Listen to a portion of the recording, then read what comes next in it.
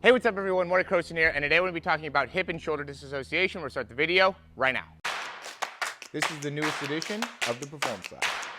Reach your individual goals. You don't want to just talk about straight line speed. We also want to talk about your ability to be quick. We break down your video. Let's make you into the quarterback I know you can become. All right, so this is something that I think is going to be a great video just because I realized I haven't talked about this in a long time. I was actually sending a client a video about this to give a better understanding of what hip and shoulder disassociation is. And it's really important to understand why this is important because it helps in really generating more power and velocity behind the throw. So essentially what it is, and it's like the ability to disassociate, right, the hips and the shoulder. This would be if I'm associated, right, if I'm opening to my right, my hips are, and my shoulders are both opening to the right. Disassociation means one's going left, the other's going right. Okay, and we see a lot of the top athletes, and there's been a lot of scientific research that talks about how the ability to hip and shoulder disassociate is a critical determinant of how much velocity you're going to be able to put on the baseball, how much velocity you're going to be able to put on the football, and how much distance you can put on the football. And you know me, I'm all about distance and how we can improve the distance of the throw. So with that being said, I want to be able to go over what are some of the things that you can do in order to help yourself create more hip and shoulder disassociation. So the first is just going to be some drills, right? So if we go here, you know, I'll go and just like step out as if I'm throwing the football. And now from here, I'm just going to rotate in the lower body and pull back with that arm. And this is something that I generally tell people to do too when they want to throw is you want to step and kind of push back with that right arm, right shoulder, and rotate with the bottom part of your, or the bottom half of your body simultaneously, right? So first just working on that and just being able to create that range, right? So this is just a drill, right? I'm just going, I'm rotating as much as I can, I'm keeping my front shoulder closed, and then from there, I can throw the football if I want to, or just work on being able to do that more effectively. Now, there's a lot of different ways of how we can use our front hand, right? We don't have to go straight here. We see guys like Josh Allen, Justin Herbert, well, they'll go even further out, right, with their hand and then really pull back. Okay, so that's something that will make it so you can create more disassociation with your upper body, right? Go further away here, okay? We also see people, and Josh Allen actually does this too, where he'll step to the side.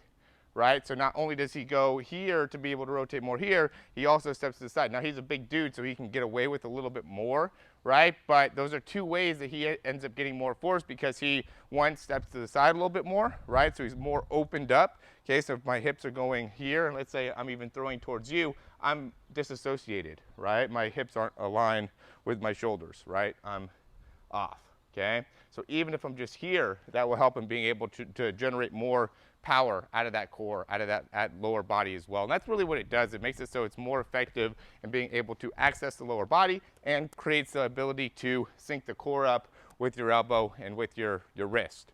Okay, and so that ends up being another good way to help you in being able to create hip and shoulder disassociation is being able to step off to the side a little bit. Another thing is being able to get that back heel off the ground quickly, right? So when you're stepping, I see a lot of times where people land here with this back heel still stuck to the ground, okay? So you're stepping and you're here, okay? This makes it so it's almost impossible for you to create any hip and shoulder disassociation because now you want to open up with your arm and your shoulder, right? We got to be able to get that heel off the ground, and even when you're set up, right, ready to throw, you could already have that back heel off the ground and potentially even that front heel off the ground, right, to help you in being able to be a little bit more mobile, a little bit more functional from there. But really the big thing is as we're stepping, being able to get that heel up, right? There's different guys that are able to do this in different ways. Some will step more here, right? Like in Mahomes will go more here. Zach Wilson goes more here where he's going like this. You see Tom Brady and Josh Allen, they're going to go more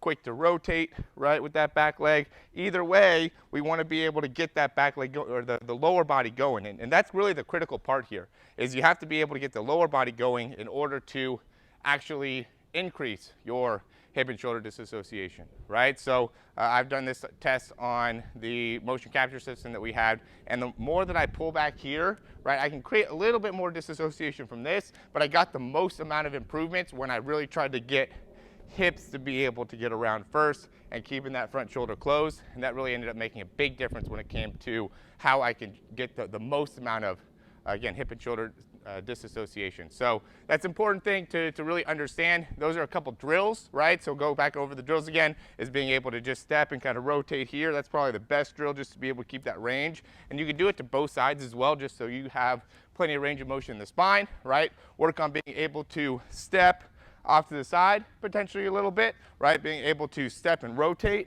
okay? So here, step and rotate, right? Just working on being able to do that, and also work on being able to keep that front shoulder closed, right? Being able to step, keep that front shoulder closed, and then really drive through with the elbow. We've talked about that in the past, are really the main things that you need to be able to do, okay? I mean, you could also do things like the scorpion stretch and things like that to be able to just create more range of motion, right? But in order to actually make it functional within your throw, these are the best drills, these are the best exercises to be able to make it happen. So as always, guys, thanks for watching. If you have any questions, comments, or recommendations, you can leave those down below. Like the video, subscribe to the channel. If you're looking to be able to throw the ball further, right? If you still are struggling with your arm strength or struggling with your accuracy, or have any questions about what you can do from a mechanical perspective, would be happy to be able to help you out here. You only got a couple more months. So if it's something you're wanting to do, I would take action on it right away.